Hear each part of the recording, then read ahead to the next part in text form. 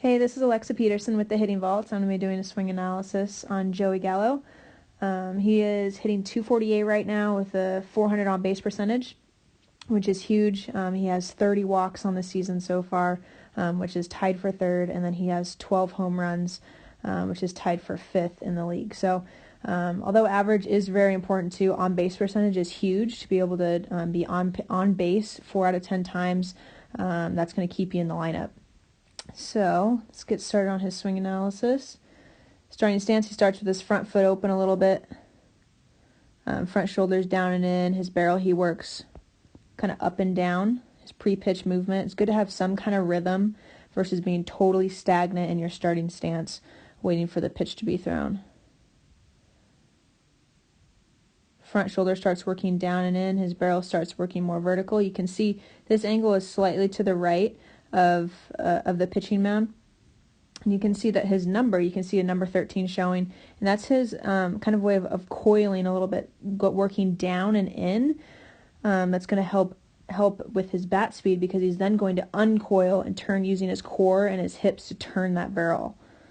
So he goes forward into his launch position, which is right there. You see that front shoulder is still down and in, but his hips have started to turn. You can see that movement, those hips and core unwinding right there. But he maintains that good position, front shoulder down and in. His knob is down towards the catcher. And this was a pitch that was inside. And look at how tight he stays with that back elbow. You can see that elbow coming in right to his side right there. So important to stay really tight. A lot of hitters will work around. If they don't have an elite bat path, they'll work that back elbow will work around, or they'll try to push their hands to it, and neither one is going to help them be on time and be able to hit the ball very far. So you see him turning his belt buckle to the pitcher, keeping that elbow in really tight. You can see right at contact, his barrel angle is here, shoulder angle is there. They're pretty much the same angle there. Back foot, you can see his back foot is releasing off the ground, firming up his front knee as it gets closer to contact. Head stays pretty still, and you see that tilt. You see the tilt that the torso tilt or hip hinge that he gets from his launch position, which is right there. And then he has tilt right there, still throughout his swing. If you just stand up and you pull this front shoulder out, and your shoulders are straight and level, your bat's not going to be in the zone for very long. You just launch that to right center field. Go to the side angle. So you can see over here, he hit it for 467 feet. His exit velocity was 108 miles an hour, and his launch angle was 32 degrees. See his starting stance here. Front shoulder slightly lower than his back shoulder. We see that with pretty much all elite hitters. It just helps with that movement, that first movement that we then want to have working front shoulder down and in. If they start with that front shoulder up, back shoulder down, it's going to be a long way to get that front shoulder down and in. So it's just easier if you start with that front shoulder a little bit lower. Some bend in his front and his back knee. He starts a little bit wider.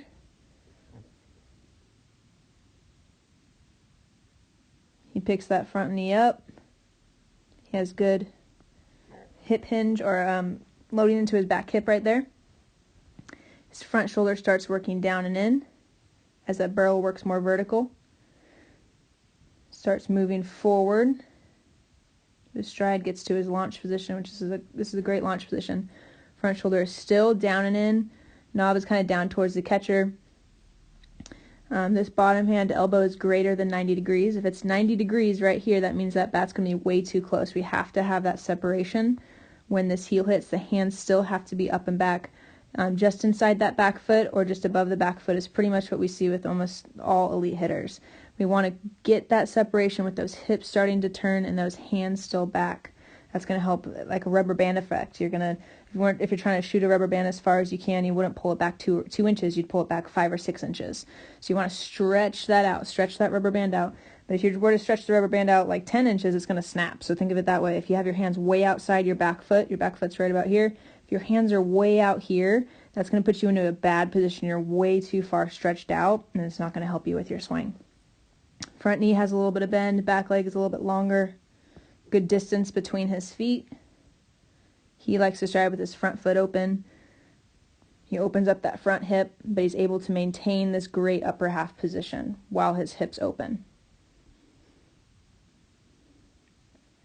You see that back elbow dropping and his belt buckle is turning to the pitcher. This is where people get confused about knob to ball, because they think, oh, well, the knob is going down towards the ball. But the difference between knob to ball and having that barrel work behind the ball is this position with the hips, how the hips and the core are turning and going first. And then, yes, obviously the knob does have to go towards the ball, but the idea of like knob to ball means that your hands are pushing towards the ball, and you're not using your hips very much, and you're just kind of driving that knob down towards the ball. And what we actually see is the hips going first, they're turning, and then this is coming towards the ball. So see that movement? Belt buckle is turning to the pitcher. The hands are still kind of back by the back pocket. A lot of people that demonstrate knob to ball, their hands would be right here, right in the middle of their body. Hands are by his back pocket, but his belt is turning towards the pitcher. Back foot, check out the back foot. He's not squishing the bug. Squishing the bug is the idea that you basically just rotate this back foot and that heel immediately works backwards. What we see with all elite hitters that are on time is they come up onto this toe, and sometimes just come right up onto the toe and go straight back down. Some go straight up and straight back down, or some go up and forward. And so we actually see him gaining ground here if we look at this back foot there. Right close to contact is when that back foot should become weightless. There should not be weight on that back foot at contact. Contact's right there. There's no weight on that back foot.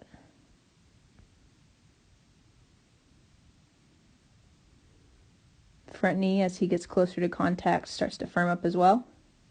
You don't have to lock it out. You see how he really locks out that front knee. You're going to see that on some hitters will only do that on inside pitches, because it's just there's so much force that's being generated to try to turn and have a tight turn here that they end up locking out that front knee. But you don't have to lock out that front knee. It's something that is just hitter to hitter. Most hitters or some hitters will maybe only get to right there, and they won't ever get all the way to there with that front knee. So that's just dependent on just hitter to hitter, what they're comfortable with and what their body naturally does. You see him roll over this front knee. You'll see a lot of hitters do that as well on inside pitches. Again, getting those hips around and then having that barrel work behind it to create a lot of bat speed. You can see the shoulder tilt here. Contact point, palm up, palm down. Right there is palm up, and this palm is down. If we look at his head, we can have head movement going down and forward. Once we get to launch position, that head should stay pretty much still.